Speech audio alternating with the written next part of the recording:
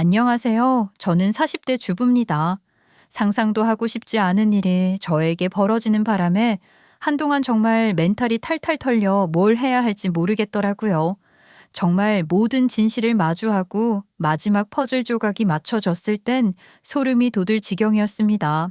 저는 정말 어쩌다가 이런 사람을 만나 제 인생을 송두리째 빼앗겨 버리게 되었는지 과거로 돌아갈 수 있다면 지난날의 저를 뜯어 말리고 싶은 심정입니다. 하지만 모든 일은 시간의 흐름에 따라 흘러갔고 제 마음의 안정이 찾아오게 되어 사연을 여러분들께 들려드리러 왔습니다. 제 이야기 정말 충격이라는 단어로밖에 설명하지 못할 것 같아요. 끝까지 제 이야기를 들어주시면 감사하겠습니다.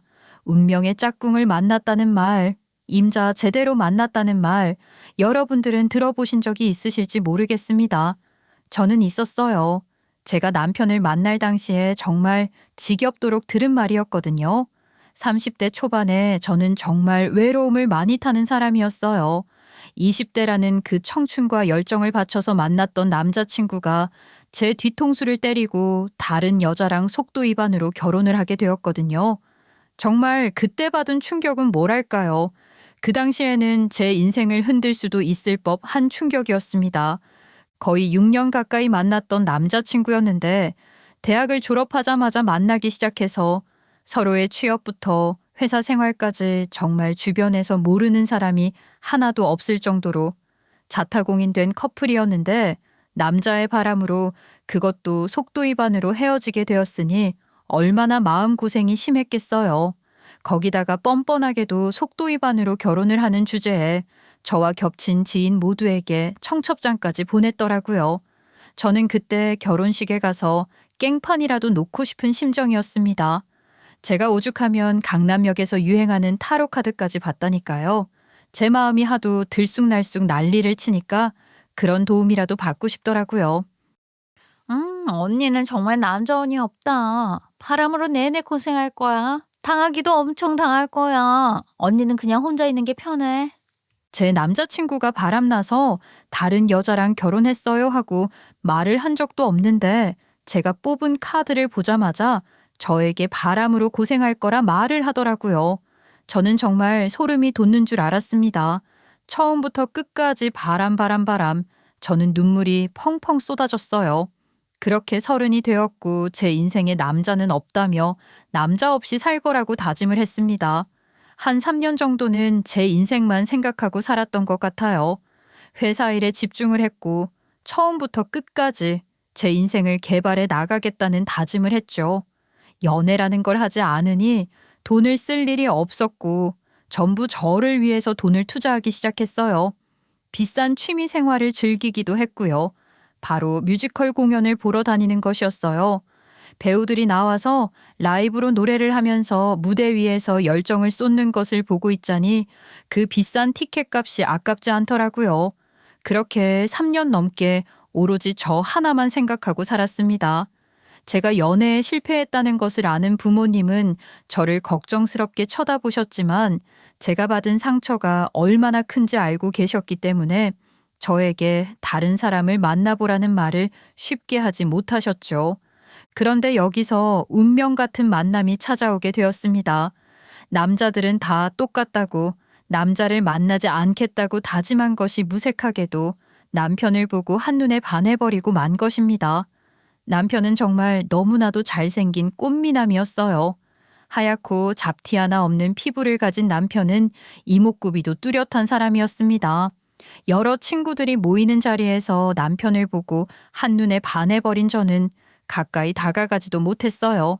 친구들끼리 모인 자리이기도 했고 손님으로 온 다른 분들도 있었기 때문에 제가 거기서 번호를 따간다거나 그런 행동을 할 수 없었죠. 그리고 남편에 비하면 저는 너무나도 모양새가 빠지는 수준이었어요. 남자를 만날 생각이 없었으니까 평소에 꾸미고 다니지도 않았었고 옷도 늘 펑퍼짐하게 입고 다녔었거든요. 제가 너무 초라해 보여서 말도 못 걸고 있었는데 어쩌다가 제가 좋아하는 뮤지컬 이야기가 나오게 되었고 신이 나서 떠들기 시작했죠.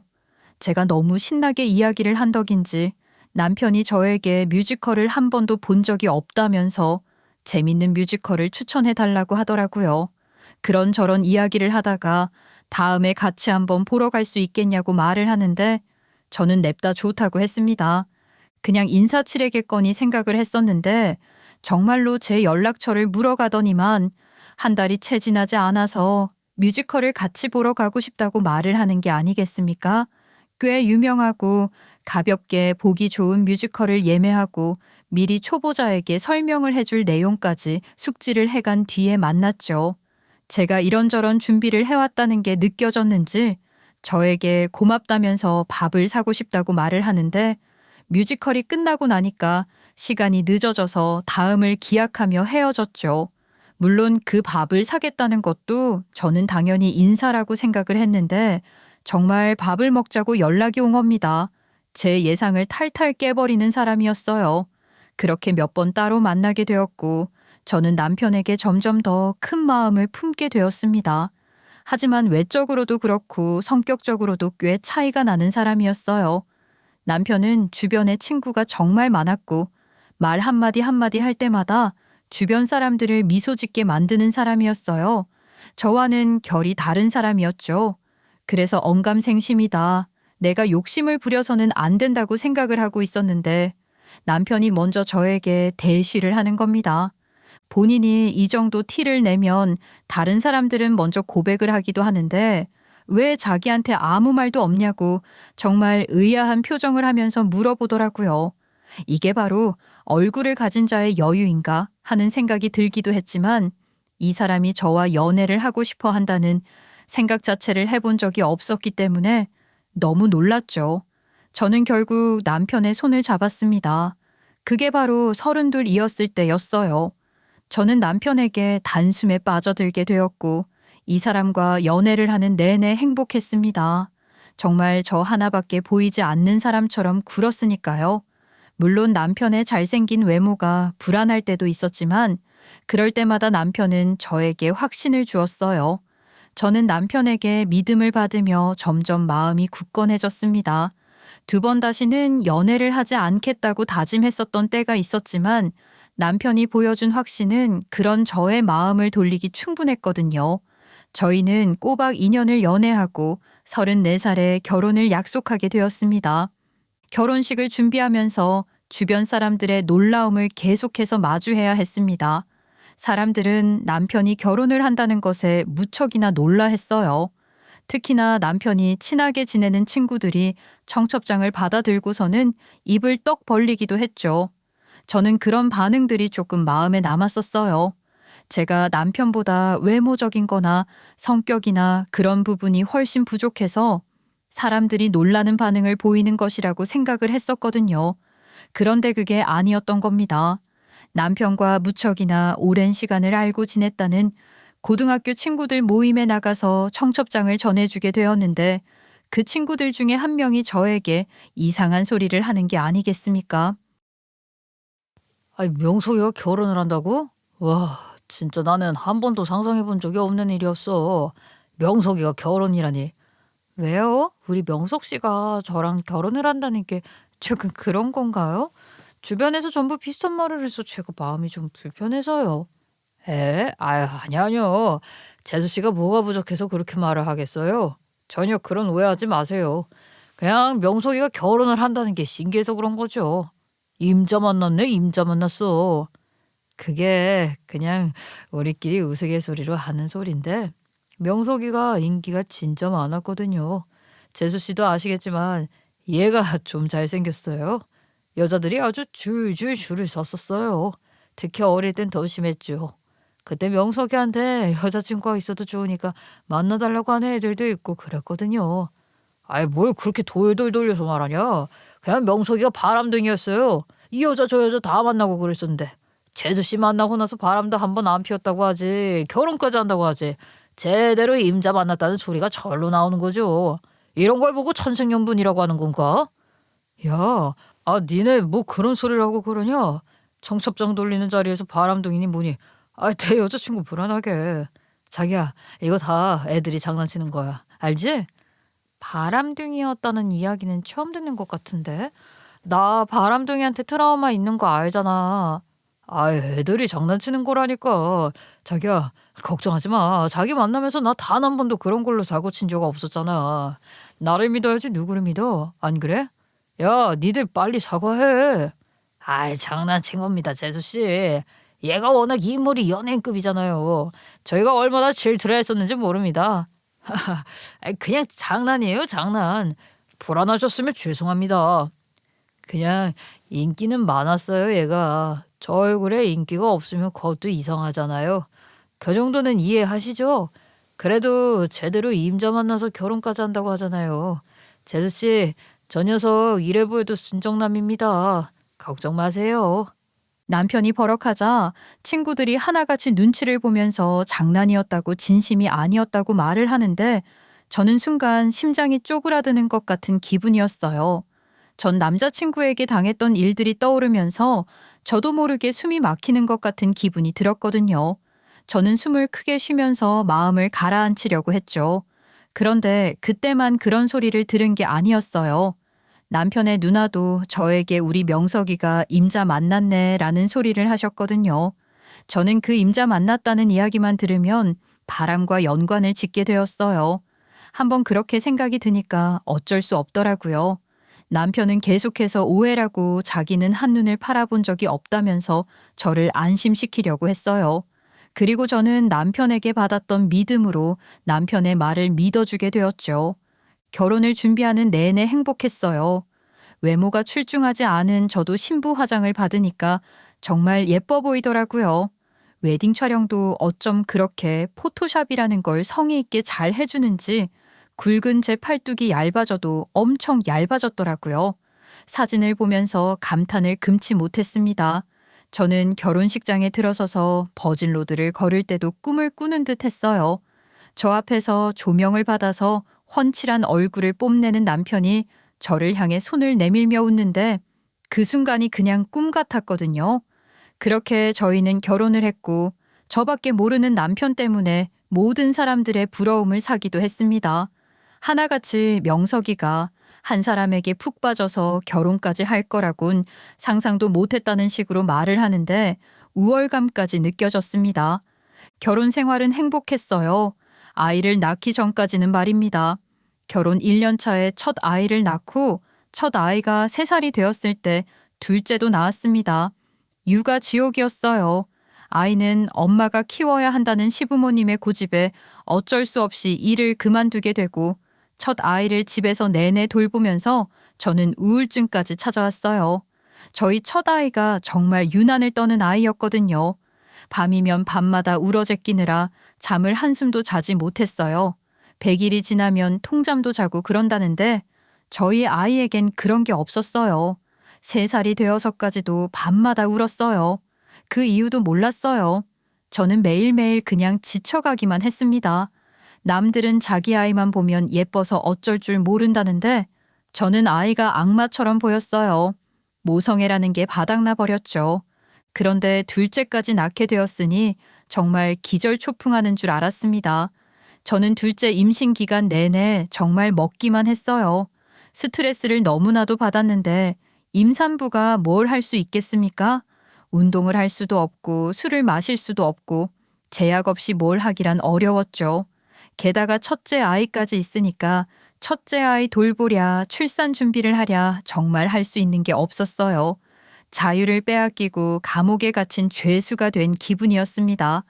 저는 우울함을 달래기 위해서 하루 종일 먹기만 했고 우는 첫째 아이를 보면서 이러지도 못하고 저러지도 못한 채 울었어요. 둘째를 가지려고 계획을 하고 있었던 것도 아니었어요. 그냥 선물처럼 찾아온 아이였습니다. 남편은 하루 종일 일을 하고 돌아와서 회사에서 다 끝내지 못한 업무가 있다며 서재방에 틀어박혀서 내내 컴퓨터만 했어요. 제가 아이 돌보는 것을 도와달라고 조심스럽게 말을 해도 남편은 일이 바쁘다며 미안한 얼굴로 거절을 했습니다. 둘째까지 낳은 제가 하는 일은 하루 종일 첫째 밥 챙기기, 애들 기저귀 갈아주기, 어지럽힌 거 청소하기, 둘째 분유 먹이기, 젖병 삼기, 저를 위한 시간은 단 1분 1초도 없었어요. 어쩌다가 타이밍 좋게 첫째와 둘째가 전부 낮잠을 자면 저도 드러눕기 바빴습니다. 하루 종일 집에서 먹고 자고 치우고 하다 보니까 살이 연애할 때보다 20kg이 불어있더라고요. 물론 출산을 한 여파도 있었지만 대부분 제가 스트레스로 인해 폭식을 하면서 생긴 살이었어요. 160cm에 53kg이었던 저는 어느덧 72kg이 되어 있었습니다. 남편은 저를 보면서 웃어주지 않았어요. 물론 둘째까지 낳고 결혼한 지 5년이라는 시간이 지났으니까 이제는 가족이니까 일부러 웃어줄 일이 없기는 했죠. 남편도 일이 바빠 늘 늦은 시간에 퇴근을 했고 집에 오면 힘들어하는 저를 마주해야 했으니 마음이 편하지 않아서 더더욱 웃을 일이 없었을 수도 있어요. 그런데 저는 저대로 불만이 쌓이기 시작했죠. 아이는 둘이 낳은 건데 책임은 저 혼자 지고 있다는 생각을 지울 수가 없었으니까요. 저는 스트레스로 계속 악순환을 반복하게 되었어요. 그런데 여보, 물론 애들이 아직 어리고 엄마만 찾으니까 나도 할 말이 없긴 하지만 당신도 이제 어느 정도 육아에 여유가 생겼을 거 아니야. 그 살도 좀 빼고 다른 엄마들처럼 가꿀 생각은 안 해? 내가 얼마 전에 아침에 조금 늦어서 첫째 어린이집 버스 타는 거 보니까 야, 엄마들이 다 세련되게 하고 다니던데. 그 엄마들은 애가 하나잖아. 나는 둘째도 챙겨야 하는데 아침에 그렇게 꾸미고 나갈 시간이 어딨어? 5살 된 애는 어린이집 안 간다고 난리를 치지. 둘째는 안아달라고 울고불고 하지. 아침만 해도 전쟁인데 어린이집에 지각 안 하고 보내는 게 대단한 거 아니야? 그렇게 시간이 촉박하면 조금 더 일찍 일어나면 되는 거 아닌가? 아, 여보가 너무 안일하게 생각하는 것 같아. 요즘 애들은 엄마 외모가 무기라고 하던데 이러다가 우리 애가 어디 가서 왕따라 당하면 어떡해. 남편이 그렇게 말을 하는데 충격이었어요. 남편은 제가 출산 후에 찐살을 당연히 열심히 뺄 거라고 생각을 했는데 전혀 달라진 게 없다면서 너무한 것 같다고 말을 하더라고요. 저는 짜증이 났어요. 애한테는 관심 하나 주지 않는 인간이 제 몸매를 가지고 이러쿵 저러쿵 이야기를 하는데 당연히 화가 날 수밖에 없죠. 제가 얼마나 아이들을 키우느라 고군분투하고 있는지 그 노력을 살펴주지 않고 제 외모를 가꾸지 않는다고 게으른 사람 취급을 하는데 주말이라도 좋으니 딱 하루만 아이를 봐주라고 말을 했죠. 당신이 토요일, 일요일 중에 하루만이라도 애를 봐주면 내가 운동이라도 할게. 아침부터 어디 등산이라도 해서 살 뺄게. 근데 당신이 아이를 봐줄 생각은 안 하면서 어떻게 나한테 살이나 빼라는 소리를 할 수 있어? 아직 둘째가 어린이집을 가는 것도 아니라서 첫째 어린이집 보내고 나면 둘째랑 지지고 볶고 하는 거 알고 있으면서 내가 운동을 할 시간이 어디 있다고. 그거 다 핑계야. 솔직히 다이어트를 뭐 헬스장 다녀야지만 할 수 있는 거야? 그건 아니지. 당신이 먹는 것만 줄여도 살 빠질걸? 솔직히 나 좀 쪽팔려. 연말이라고 부부동반 모임하자고 말을 해도 당신 데리고 어디 나가기 쪽팔려서 안 나간다고. 당신도 노력이라는 걸 하는 모습을 보여줘야지. 그게 당신 아이를 낳은 마누라한테 할 말이야? 내가 쪽팔려서 부부동반 모임을 못 나간다고? 나 진짜 내가 이걸 어떻게 받아들여야 하는 거야? 뭘 그렇게까지 상처받은 얼굴하고 그러냐? 내가 심하게 말했다면 미안해. 근데 충격요법이라도 해야 당신이 살을 뺄 것 같다는 느낌이 들어서 그랬어. 내 마음도 좀 알아주라. 남편은 제가 눈물까지 글썽이면서 말을 하니까 말이 심했으면 미안하다고 사과를 하긴 했지만 그 말에 진심이 전혀 담겨 있지 않다는 건 누가 봐도 알 수 있는 사실이었어요. 남편은 저에게 미안한 마음이 없었어요. 제가 살을 빼지 않는 게 가장 큰 문제라고 생각했으니까요. 저는 정말 억울했습니다. 그런 와중에 일이 터지게 되었어요. 남편은 매일같이 야근이다, 회식이다, 회사 부장님과 약속이 있다면서 늦게 들어오기 바빴고 저는 아이들을 키우느라 매일매일 지쳐 있었는데 시아버지께서 쓰러지셨다는 연락을 받게 된 것입니다. 저희 시아버지는 꼬장꼬장하고 건강하신 분이셨어요. 남자는 하늘, 여자는 땅이다 하시며 항상 남자를 우러러 봐야 하고 남자는 가정을 살피기 위해 몸을 갈아 넣어 일을 해야 한다고 생각하신 분이셨어요. 남편이 실제로 20대 때 신나게 놀기만 할 때 머리채를 쥐어잡고 나중에 가족들 고생 안 시키려면 지금부터 공부해서 좋은 회사에 취직을 해야 한다고 감시를 하시던 분이셨어요. 그 덕에 남편은 꽤 괜찮은 회사에서 일을 하고 있었죠. 시아버지께서는 저에게도 여자의 덕목은 남편을 우러러보는 것이라고 하시면서 항상 뭘 해도 남편이 최우선이 되어야 한다고 강요를 하시던 분이셨어요. 물론 그렇게 말도 안 되는 사상을 가진 분이셨지만 좋은 사람이셨어요. 책임감이라는 게 남다르게 있으셔서 저에게 용돈도 팍팍 주시고 제 편을 들어주실 땐 정말 확실하게 들어주시면서 남편을 크게 꾸짖어 주셨던 분이셨죠. 저는 시아버지가 정말 든든했어요. 그런데 그런 기둥 같은 시아버지께서 쓰러지셨다는 겁니다. 저희 시어머니께서는 공주님이셨어요. 쓰러지신 시아버지 옆에서 눈물이나 흘릴 줄 아셨지. 시아버지를 돌보는 일을 직접 하시진 못하겠다고 하셨어요. 저는 황당했죠. 시아버지께서 맨날 저한테 남편을 보살펴야 한다고 말을 하셨었는데 정작 시어머니께서는 그걸 못하겠다고 하시니까 별 수 있나요? 저는 제가 병원을 오가면서 아이들을 돌보면서 시아버지 병간호를 했어요. 물론 타이밍이 좋게 둘째 아이도 어린이집에 자리가 나서 입소를 하게 되었고 첫째 아이도 6살이 되면서부터 그럭저럭 의사소통이 가능해서 예전처럼 저를 힘들게 하지는 않았어요. 시어머니께서 병원에 상주해 계셨고 저는 집과 병원을 오가면서 필요한 일을 도와드렸어요. 그런데 사람 일은 어디로 튈지 모른다고 정말 한순간에 사고가 일어났죠. 잠시 짐을 가지러 집에 가신 시어머니께서 택시를 타고 오시다가 사고가 나게 된 것입니다. 대낮에 음주운전을 하던 외제 차량과 사고가 나게 되었는데 시어머니께서 안전벨트를 하고 있지 않아서 크게 변을 당하고 마신 거죠. 저는 정말 막막했습니다. 시아버지께서 쓰러지신 지 3개월 시어머니의 사고, 남편은 그 소식을 듣고 병원으로 달려와서는 제 손을 꼭 잡았어요. 여보가 고생 좀 해줘. 난 열심히 돈을 벌어올게.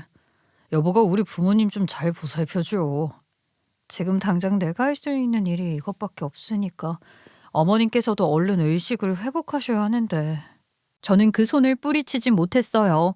십자가 붙어서 저를 힘들게 하는 사람들이기도 했지만 무엇보다 정이 대단하고 내 가족은 내가 챙긴다고 생각하셨던 시부모님이기 때문에 저도 그동안 받은 게 많이 있었거든요. 꽤 넉넉한 재산을 가진 시아버지께 용돈도 많이 받았었지만 시어머니께서 사랑으로 보살펴 주시기도 했어요.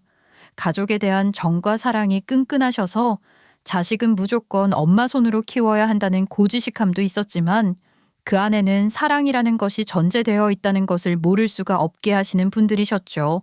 저는 시부모님의 병간호를 했어요. 하지만 사람은 계속되고 반복되는 일상에 지루함을 느끼고 지치는 법 아니겠습니까? 매일 똑같이 흘러가는 제 일상은 너무나도 재미가 없었어요. 시어머니는 사고 한 달 후 의식을 결국 차리지 못하시고 하늘로 떠나시게 되었고 그 이후 3개월이 지나서 시아버지께서 기적적으로 눈을 뜨셨어요. 후유증으로 인해서 몸이 불편해지긴 하셨지만 그래도 의사소통도 잘 되고 재활치료도 꾸준히 받게 되었죠. 의식을 잃은 사이에 시어머니께서 사고로 하늘나라로 떠나게 되었다는 사실을 믿지 못하셨지만 이내 일상에 적응을 하기 시작하셨어요. 혼자 사시는 시아버지가 걱정되어서 결국 합가까지 하게 되었습니다. 남편은 저에게 정말 고마워했어요. 저는 남편에게 오랜만에 웃어주었던 것 같아요. 남편은 부양해야 할 가족이 늘었다는 책임감에 누구보다 열심히 일을 했어요. 저는 남편이 지치진 않을까 걱정했지만 남편은 이제 모든 걱정이 사라졌다는 사람처럼 늘 밝게 회사를 출퇴근했어요. 일이 밀려서 주말까지 반납하고 출근을 해야 할 때가 있었지만 남편은 늘 기쁜 마음으로 출근을 했어요. 남편이 밝아지니 저도 덩달아서 힘을 내야겠다고 생각했어요. 우리 가족에게 다시 한번 빛이 든다고 생각을 했죠. 하지만 누구보다 열심히 일을 하는 남편에게 부작용이 일어나진 않을까 걱정이 들기도 했어요. 합가를 한 지도 시간이 많이 흘렀고 첫째 아이는 초등학교에 입학을 하게 되었어요. 시아버지께서는 다리를 절었지만 그래도 스스로 걸어 다니시며 가까운 거리에 산책을 나가는 것까지는 가능했어요. 아이가 초등학생이 되니까 정말 정신이 없더라고요.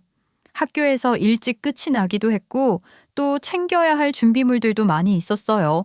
하지만 저는 행복했어요. 더 이상 아이들은 저를 힘들게 하지 않았고 울면서 떼를 쓰는 일들도 줄어들었거든요. 저는 이 생활이 평화롭게 쭉 지속되었으면 좋겠다는 생각을 했어요. 그러던 어느 날 온 가족이 오랜만에 다 같이 모여서 저녁을 먹게 되었죠. 매일같이 일이 바빠서 저녁을 자주 함께하진 못했던 남편이 식탁에 앉아 같이 밥을 먹게 되니까 맛있는 걸 해주고 싶다는 생각이 들더라고요. 남편이 좋아하는 제육볶음도 하고 시아버지가 좋아하시는 시원한 조개탕도 끓였어요. 아이들이 6시가 되면 배를 고파했기 때문에 일찍 저녁을 차려 먹기도 했고 남편도 매일 8시, 9시에 들어오면서 저녁을 회사에서 먹고 왔다고 말을 했기에 이렇게 온 가족이 다 같이 둘러앉아 밥을 먹는 건 손에 꼽히는 일이었어요. 그런데 남편이 계속 휴대폰만 쳐다보고 있는 겁니다. 밥을 먹는 내내 제가 이런 질문 저런 질문을 던지는데 남편은 시큰둥하게 대답을 하면서 휴대폰만 보고 있었어요. 마치 중요한 연락이 오기를 기다리는 사람처럼 말입니다. 저는 남편이 회사에서 일을 전부 처리하지 못하고 일찍 퇴근을 했구나 싶었어요. 그게 걱정이 되어서 일이 바쁘냐고 물어봤죠. 요즘도 일이 많이 바빠서 그런 거야? 밥을 먹고 있는 시간인데 집중도 못하고 계속 휴대폰만 보고 있고 밥 먹을 때만이라도 집중하면 안 돼? 애들이랑 대화도 좀 하고. 내가 놀아? 내가 노는 것도 아니고 일 때문에 이러는 건데 왜 잔소리야? 아, 너네는 숙제 다 했어? 네, 숙제 다 했어요. 아까 학교에서 오자마자 했어요. 숙제가 너무 적은 거 아니야? 애들 학원도 좀 보내고 그래. 요즘 애들은 초등학교 입학하면서부터 학원에 다닌다고 하던데. 그럴 돈이 어디 있어. 학원비도 만만치 않아. 그리고 하나만 다녀서 무슨 소용이 있어? 보내려면 수학, 영어, 논술 다 보내야지. 그래도 영어는 학습지로 공부하고 있어. 학습지로 뭔 공부가 된다고 그래? 여보, 난 진짜 답답하다. 다른 엄마들은 말이야. 먼저 정보도 다 어디서 들어와서는 시키지 않아도 척척 알아서 학원도 보내고 공부도 시킨다고 하는데 당신은 일을 하는 것도 아니고 하루 종일 집에만 있으면서 왜 그런 정보 하나 없어? 주변에 애 엄마들이랑 친하게 지내고 그러는 거 아니야? 그럴 시간이 어디 있다고 그래. 아, 내가 집에서 놀긴 뭘 놀아. 첫째 학교 보내고 둘째 어린이집 가면 집 청소해야지 아버님 식사 챙겨드리고 약 챙겨드리고 산책하고 그러고 나면 첫째 학교에서 돌아오지? 같이 숙제 봐줘야지. 둘째 어린이집에서 오지. 아, 나도 정신없어. 나 노는 거 아니라고. 나는 이해가 안 된다. 그 시간들 중에 잠깐 짬내서 엄마들이랑 교류를 못해? 아니, 요즘은 단톡방 이런 것도 있다고 하던데 그런 것도 안 하냐고. 도대체 뭐라고 살아? 애들한테 관심은 있는 거야? 엄마들의 정보가 진짜 힘이라고 하던데. 남편은 어디서 듣고 온 건지 엄마들 간의 교류가 중요하다고 하는데 애들을 위해서 그 정도 힘도 못 쓰는 거냐며 저에게 잔소리를 하기 시작했어요. 저는 정말 뭐랄까 좀 놀랐습니다. 그런 이야기는 어디 맘카페에서나 본 이야기지 남편이 속속들이 알고 있을 거라곤 생각도 못 했으니까요. 저는 그저 오랜만에 다 같이 모여서 밥을 먹게 되었으니까 두런두런 이야기도 나누고 가족들끼리 집중을 해보자는 의미에서 휴대폰 좀 그만 보라고 말을 했던 건데 남편이 너무 정색을 하면서 저에게 애들을 위해서 하는 게 뭐냐고 말을 하니까 억울했어요. 괜히 마음이 싱숭생숭해서 그런 건지 눈물이 나올 것 같았는데 시아버지께서 숟가락을 탁 내려놓으셨죠. 애미 말 틀린 거 하나 없다. 오랜만에 다 같이 둘러앉아서 밥 먹고 있는 자리에서 집중 못하고 휴대폰만 내리 쳐다본 게 누구야? 아, 뭐 중요한 연락이라도 올 것 있냐고 물어본 걸 가지고 애들한테 관심이 있네 없네. 그러는 너는 너는 애들을 위해서 뭘 해줬다고 그런 소리를 하고 있어? 아버지, 저희 부부 이야기잖아요. 아버지께서 참견하실 일은 아니라고 생각합니다. 뭐가 어째고 어째? 내가 몸이 좀 불편하다고 해서 아예 뒷방 노인네 취급이라도 하는 게야. 시아버지께도 딱 잘라서 참견하지 말라고 말을 하는데 남편을 보면서 어딘가 이상하다는 생각을 하긴 했죠. 원래 저렇게 예민한 사람이 아니었는데 언제부턴지 모르게 아이들에게도 무심하고 본인 물건을 건드리는 것에 대해 예민하게 행동을 했어요. 평소에 남편이 출퇴근할 때 차를 써서 제가 운전을 할 일이 별로 없었는데 주말에 아이들이랑 조금 먼 곳을 가게 되어서 차를 쓰겠다고 하니까 노발대발 난리가 나더라고요. 자기한테 물어보지도 않고 그렇게 먼 거리에서 약속을 잡았네 그러더니만 갑자기 차에 뭘 두고 왔다고 주차장에 갔다 온다고 하더라고요. 저는 남편이 자꾸 저에게 신경질적으로 나오는 모습에 점점 주눅이 들었어요. 정말로 제가 살이 쪄서 아이들에게 부끄러운 엄마라서 그런 건가 하는 생각이 들었습니다. 그렇게 주말에 아이들과 차를 타고 멀리 나갔다 오면서 차가 조금 이상하다는 느낌을 받았습니다. 여보, 차가 조금 이상한 것 같던데? 차가? 왜? 차에서 뭐 이상한 거라도 나왔어? 뭐 때문에 그러는 건데? 남편이 갑자기 화들짝 놀라면서 차가 왜 이상하냐고 캐묻는 겁니다. 별다른 건 아니었고 차의 가속 페달을 밟으면 조금 튀기는 듯한 소리와 느낌이 나는 것 같아서 그런 건데 남편이 예민하게 반응하니까 좀 이상하더라고요. 남편한테 차량 정비를 받아야 할 것 같다고 말을 하니 그제서야 숨을 크게 내쉬면서 알아서 하겠다고 말을 하더라고요. 매일같이 차를 끌고 나가는 남편이니까 혹시라도 사고가 나지 않을까 하는 두려움이 있었어요. 당장 다음 주 주말이라도 차량 정비를 받아보라고 말을 하니까 남편이 뜬금없이 다음 주 주말을 껴서 출장을 간다고 말을 하더라고요. 아니, 무슨 출장을 자꾸 주말을 껴서 가. 그리고 매일같이 차를 끌고 나가는 사람이 차량 정비를 너무 안 하는 거 아니야? 그러다가 사고라도 나면 어떡해. 왜 그딴 재수없는 소리까지 하고 그래. 차량 정비는 알아서 할게. 뭐 점심시간에 잠깐 회사 근처에 맡겨도 되는 거고. 그리고 내 차 몇 년째 아무 문제 없이 잘 타고 있으니까 걱정하지 마. 아유, 알았어. 그래서 출장은 언제 갔다가 언제 오는 건데? 아마 금요일 저녁에 출발해서 월요일에 바로 회사로 출근했다가 올 것 같아. 뭐라고? 아니, 월요일에 출장지에서 돌아오는데 회사를 들렸다가 온다고? 너무한 거 아니야? 회사도 보고를 급하게 해야 하는 거라서 어쩔 수 없어. 뭐 너무 피곤하면 반차를 쓰고 돌아오던지 해야지.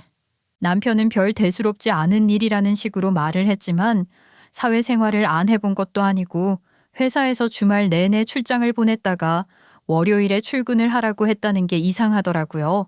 남편이 이번뿐만이 아니라 그동안에도 몇 번 일했던 적이 있어서 큰 의심은 하지 않았어요. 시아버지께서도 남편에게 별 다른 말을 하지 않으셨죠. 사실 시아버지와 합가를 해서 같이 살고 있는 마당에 그 앞에서 큰 소리를 내면서 서로 의심하고 다투고 하고 싶지도 않았고요. 아무튼 남편은 제가 차량 정비를 해보라고 말을 했지만 끝까지 별일 없을 거라면서 무시하고는 주말 출장길에 오르게 되었습니다. 동료들이랑 같이 가는 게 아니라 혼자 간다고 말을 하더라고요. 대충 짐까지 다 싸주고 남편 배웅을 했죠. 그리고 저는 잠에 들었어요. 금요일 밤에 떠난 출장이었기 때문에 구미인 출장지까지 도착을 하려면 밤 거의 11시, 12시는 되어야 했기에 피곤함을 이기지 못하고 잠에 든 것이었죠. 도착을 했는지 뭘 했는지 연락 한 통 없던 남편에게서 새벽 1시에 전화가 걸려온 것입니다. 저는 순간 짜증이 났어요. 잠이 쉬이 안 오다가 겨우겨우 든 것이었는데 그 단잠을 깨우니까 뭔가 싶어서 퉁명스럽게 전화를 받았는데 웬 여자 목소리가 들리는 것 아니겠습니까? 우리 남편의 이름을 부르길래 순간 놀래서 누구냐고 물어봤더니만 병원 응급실이라고 하더라고요. 당장 수술에 들어가야 한다고 말을 하는데 이게 무슨 소린가 싶은 겁니다.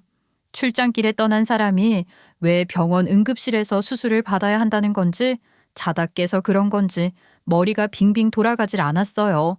저는 일단 침대에서 벌떡 일어나서 병원으로 가겠다고 했죠. 병원은 대구에 있는 병원이라고 했어요. 막막했습니다. 그 밤에 기차도 차도 없이 대구까지 어떻게 가야 하나 싶었어요. 결국 시아버지를 깨워서 남편이 지금 사고를 당한 것 같다고 대구까지 가야 할 것 같다고 하니 시아버지께서 그 새벽에 콜택시를 불러서 대구까지 다녀오라 하셨습니다. 저는 콜택시를 타고 대구까지 갔어요.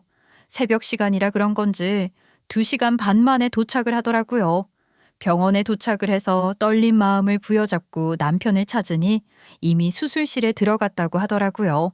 저는 밤을 꿀딱 새웠습니다. 남편의 수술은 예정된 시간보다 훨씬 더 늦게 끝이 났고 회복실에 들어갔다는 문구가 뜨자마자 저는 그 자리에 주저앉고 말았어요. 남편이 정말 어떻게 되었을까봐 걱정이 되었거든요. 그리고 의사와 경찰을 만날 수 있었습니다. 일단 환자분 급한 수술은 끝이 나지만 머리를 심하게 다쳐서 회복이 어떻게 될지는 모르겠습니다. 지금 일단 뇌신경이 많이 부어 있어서 당장 의식을 차리는 것은 문제가 있기 때문에 저희가 치료제를 계속 투약해서 재워두고 있는 상태고요. 붓기가 어느 정도 가라앉으면 그때 2차 수술을 해야 할 수도 있습니다. 경과를 조금 지켜봐야 할 것 같습니다. 일단 사고는 졸음운전 차량과 사고가 난 것으로 보이고요. 차량에 동승자는 없었습니다. 사고자분 혼자 사고를 당한 것으로 보이는데 안전벨트 미착용으로 차량에서 튕겨져 나가면서 머리를 크게 다치신 것으로 보입니다. 저는 정말 어찌해야 할지 모르겠더라고요. 시어머니께서도 안전벨트를 매지 않아 큰 사고를 당하셨었는데 그 아들도 똑같이 안전벨트를 매지 않아서 이런 사고를 당했다는 게 황당하더라고요. 몇 번이나 제가 벨트를 매라고 주의를 주었음에도 부주의하게 굴다가 이런 사고가 나게 된 거죠. 결국 남편은 일주일 동안 신경을 둘러싸고 있는 뇌가 가라앉지 않아서 2차 수술을 바로 진행하지 못했어요. 저는 서울에서 대구를 오가며 병간호를 도저히 할 수가 없었습니다. 아이들도 있었고 몸이 불편하신 시아버지도 계신 마당에 제가 어떻게 그 먼 거리를 매일 오갈 수 있겠어요. 결국 남편을 서울에 있는 병원으로 이송을 하게 되었고 몇 주 동안 제가 몸을 갈아가며 병간호를 했습니다. 정말 한 달을 채워가는 시점이 오니 저도 번아웃이라는 게 오더라고요. 아이들이 이거 해달라, 저거 해달라 요구를 하는 목소리가 귀에 들리지 않을 정도로 지쳐 있었습니다. 결국 시아버지께서는 보다 못해서 저에게 간병인을 구하라고 말을 하셨어요. 당장 남편이 돈을 벌어오지 않는 상태이고 휴직 상태에 들어가게 되었는데 무슨 수로 간병인 값을 감당해야 하나 싶었습니다. 그런데 저희 시아버지 꽤 재산이 있으셨잖아요. 거기다가 합가를 하게 되면서 집을 판 돈도 가지고 계셨고요. 저에게 생활비며 병원비 걱정하지 말라고 안심을 시켜주시더라고요. 그래서 간병인을 구했습니다. 퉁퉁 부어있던 머리가 가라앉았고 2차 수술도 가능하다는 희망적인 이야기도 들었습니다. 그래서 간병인을 두고 장기전에 돌입해야겠다고 생각을 했죠. 2차 수술이 잘 되면 남편도 일상생활이 가능할 거라 생각했으니까요. 시아버지께서도 오랜 시간 병상에 누워있다가 기적적으로 눈을 뜨셨으니 우리 남편도 똑같이 기적이 일어날 수 있을 거라 믿었습니다. 남편은 정말 꼬질꼬질한 상태였어요. 병원복도 상의밖에 환복하지 못한 상태였어요. 다리도 심하게 다치면서 입고 있던 바지를 대충 잘라서 수술을 해놓고 깁스를 해놓은 탓에 남편의 바지는 넝마가 되어 있는 상태였어요. 상반신은 머리를 제외하고는 그나마 멀쩡한 편이라 환복을 해두었지만 바지는 갈아입힐 수 있는 상태가 아니었습니다. 다행히 출장을 밤에 떠난다고 편안한 트레이닝복을 입고 간 상태였기에 수술하는데 큰 지장은 없었나 봐요. 아무튼 간병인도 왔으니 간호사에게 물어보고 환복도 시키고 몸을 좀 닦아줄 수 있는지 부탁을 드렸습니다. 알겠다고 하더라고요. 남편에 거의 한 달 가까이 누워 있었기 때문에 정리할 것이 많았습니다. 서울 병원으로 온 뒤로는 면회도 되지 않았었고 각종 검사를 다시 하느라 시간을 꽤 보냈었거든요.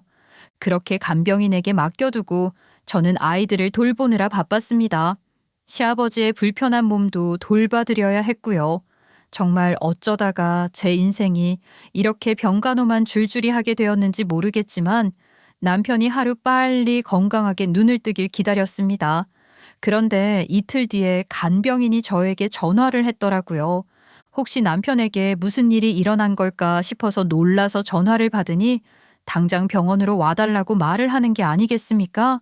자기는 더 이상 간병을 못하겠다고 말을 하는 겁니다.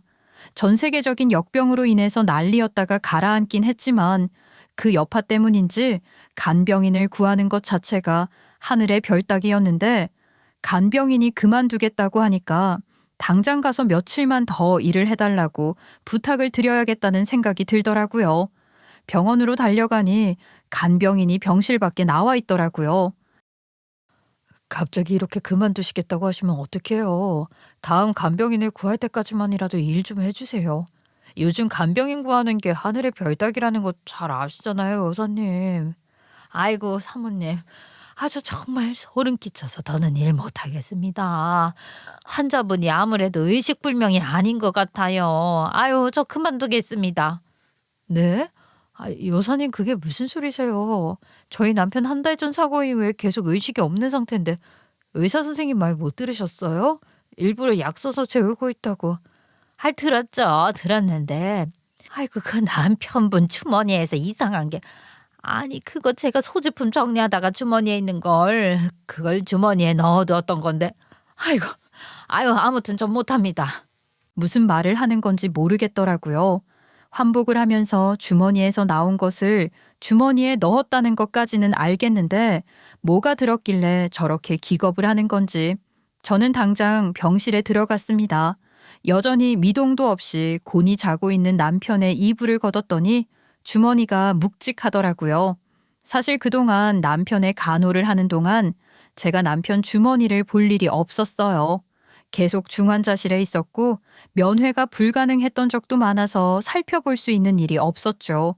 머리가 많이 가라앉은 뒤 일반 병실에 오면서 그제서야 면회가 자유롭게 되고 간병인을 둔 거라 주머니 속에 뭐가 들어있는지 알 길이 없었는데 이불을 걷어서 보니까 주머니에 아무렇게나 쑤셔 넣은 소지품들이 보이더군요. 그건 간병인이 정리를 하면서 넣은 것 같았어요. 그리고 저는 주머니에서 물건을 꺼냈습니다. 그리고 그 물건을 확인하자마자 놀라서 의식이 없는 남편놈의 뺨을 내리쳤습니다. 아이고, 사모님 뭐 하셔요? 왜 뺨을? 이 인간 정말 깨어있는 거 아니에요? 그게 아니면 어떻게 아주머님 성함을. 저는 정말 몰라요. 여기 보면 제 이름이 적혀 있는데 저도 선음이라니까요. 이런 상태에서 어떻게 일을 하고 돌볼 수가 있겠어요. 저희 남편 글씨가 맞는데 아니 이게 어떻게 된 일인지 저도 모르겠어요. 아휴, 소름 돋아 죽겠어요. 팔에 이거 올라온 거 보이시죠? 저는 여기 와서 처음 본 사람인데 제 이름을 어떻게 알고, 거기다가 의식불명이라는 사람이 어떻게 제 이름을 수첩에다가 적을 수가 있겠냐고요. 망상 있는 사람도 아니고 여기 보시면 저랑 뭘 하고 싶다 어쩌고 싶다. 아유, 무서워라. 남편은 미동도 없이 누워 있었습니다. 의식이 있는 상태가 아니었어요. 하긴 의식이 있었으면 의사들이 모를 수가 없었겠죠. 저는 그제서야 남편의 주머니에서 나온 수첩을 찬찬히 뜯어보기 시작했습니다. 제가 마지막으로 폈던 페이지에 똑똑히 간병인의 이름 석자가 적혀 있었거든요. 물론 저희 간병인 아주머니의 이름이 흔한 이름이긴 했습니다. 김수진이요? 그런데 수첩 마지막 페이지에 수진이 우리 수진이 하고 써 있었습니다.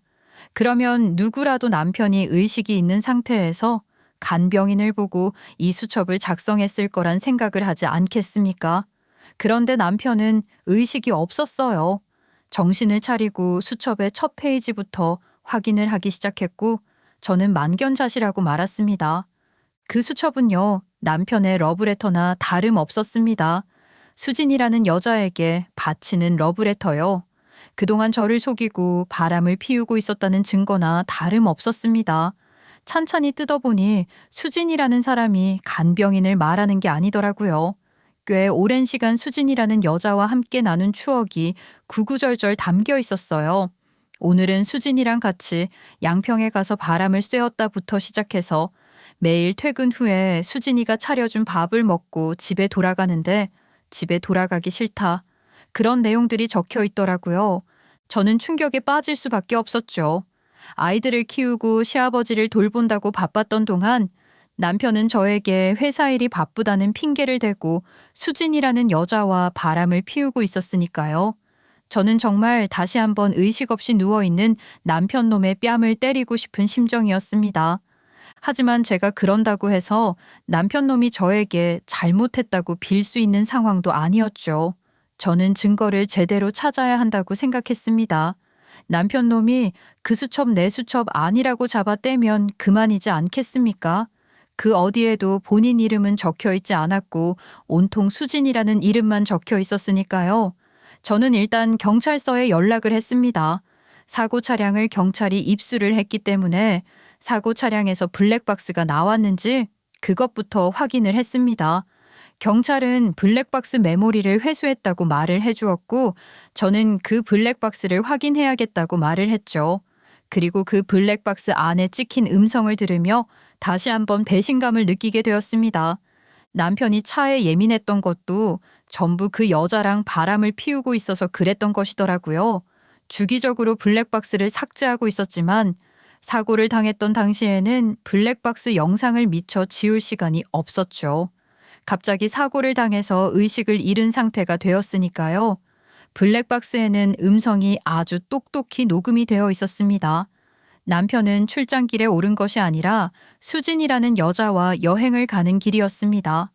수진이라는 여자는 놀랍게도 같은 회사에 다니고 있던 직원이었더라고요.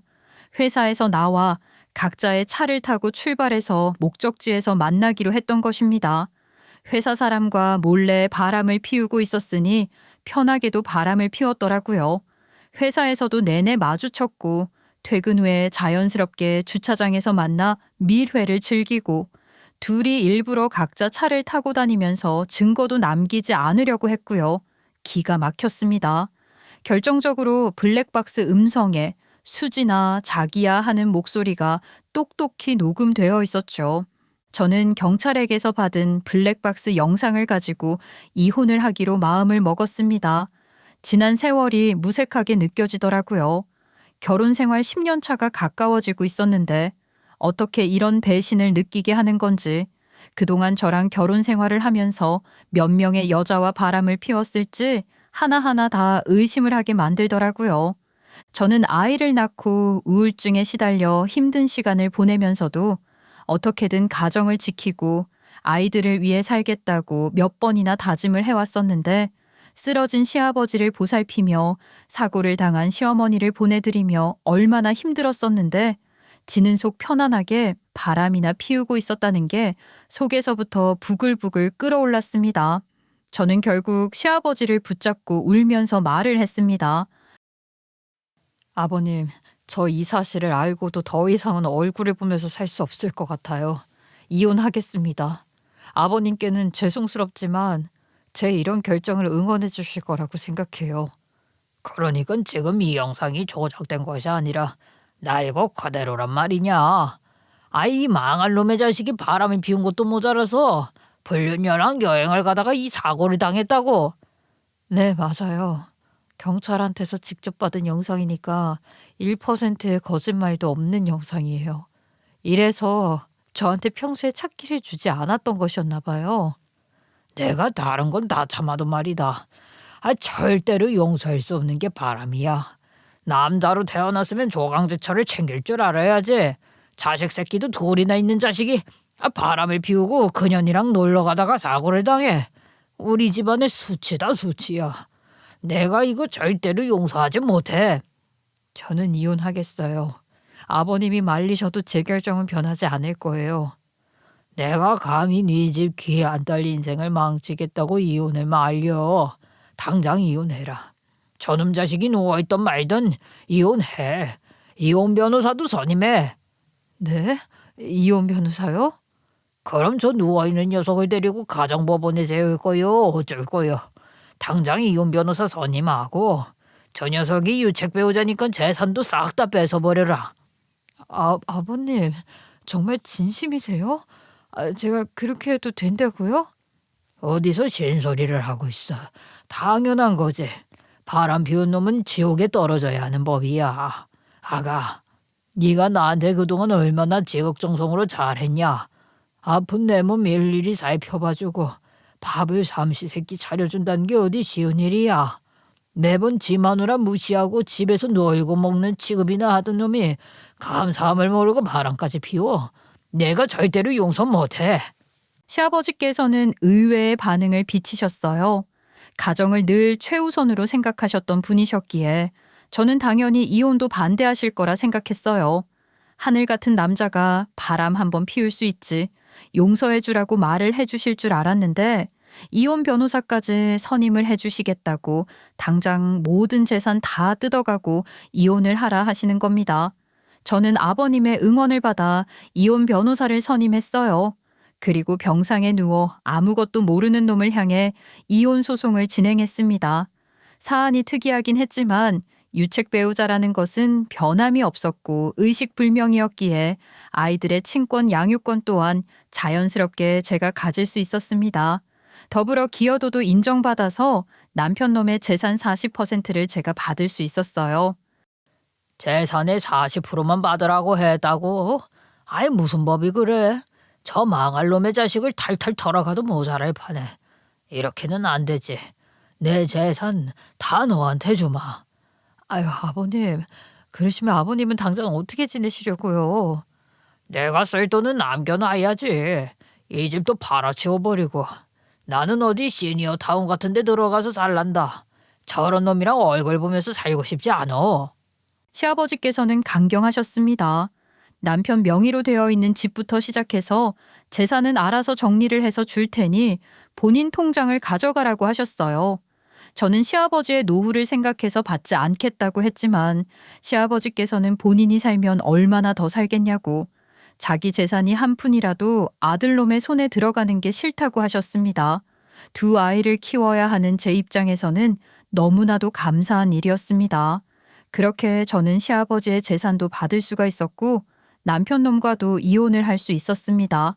그리고 시아버지께서는 직접 남편이 다니던 회사에도 찾아가셨습니다. 그리고 깽판을 놓으셨더라고요. 각자 차량을 이용했기에 사고를 면한 남편의 불륜녀를 찾아가신 겁니다. 여기 수진이라는 년이 어떤 년이야? 네 년이야? 아니, 누구신데 여기서 이런 짓을 하십니까?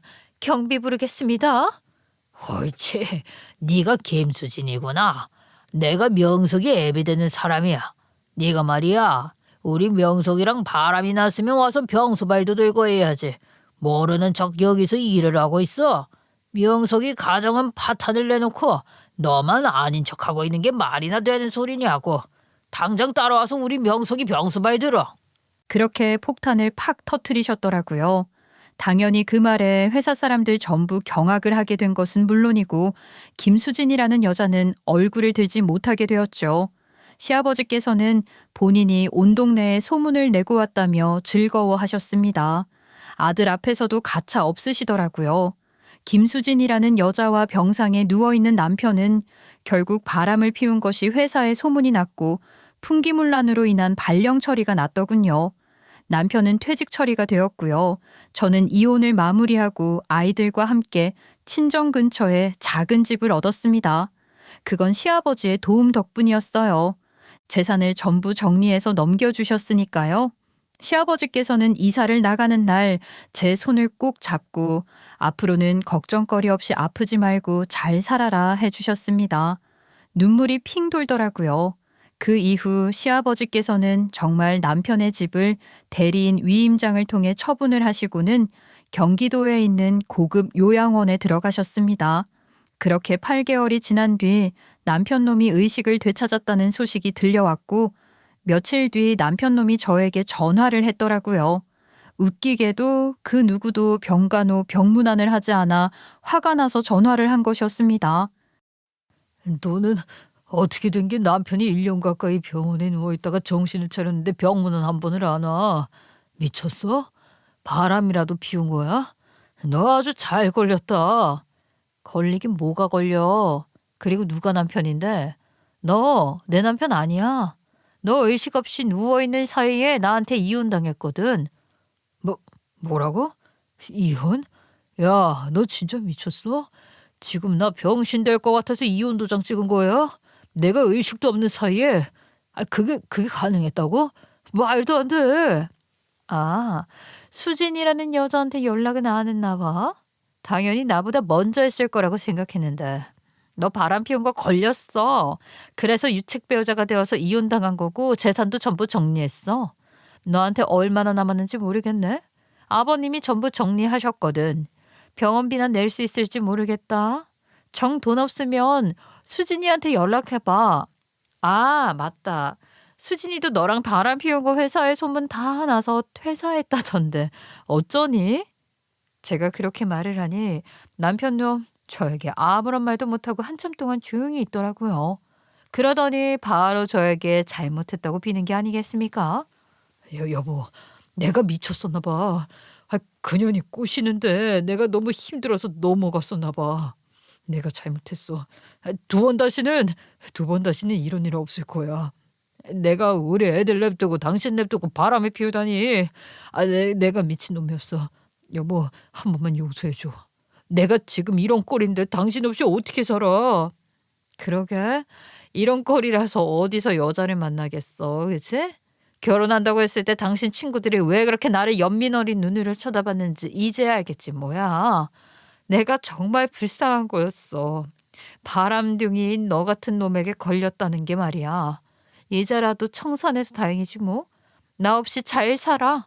요양병원 같은 데 들어가서 꽁꽁 갇혀 살면서 내 기분도 느껴보고 거기서 비슷한 수준의 여자 만나서 연애라도 하던가. 아무튼 앞으로는 연락하지 마라. 그렇게 끊고 바로 차단을 해버렸습니다. 그 이후 소식은 시아버지를 통해서 아주 간략하게 들었어요. 밀린 병원비를 갚고 장애 등급을 받아서 정부 지원이 가능한 요양원에 들어가서 아주 괴로운 생활을 하고 있다고요. 6인실 요양병원에서 생활을 하는데 같은 병실을 쓰는 사람들이 아주 고약한 사람들인가 보더라고요. 매일 시아버지께 연락을 해서는 자기 좀 빼달라고 다른 요양원으로 옮겨달라고 빈다던데 시아버지는 모른 척 하고 계시는 중이라고 합니다. 아직 40대니 인생의 반밖에 살지 않은 건데 앞으로의 인생이 볼만하겠죠. 저 또한 아직 반밖에 살지 않은 인생이니 남은 인생은 그 어떤 것에도 휘둘리지 않고 우리 아이들만 생각하면서 살아보렵니다. 바람을 피운 걸 가볍게 생각한 인간의 최후가 아주 무거워서 제대로 혼쭐을 내준 것 같은 기분에 속은 후련합니다.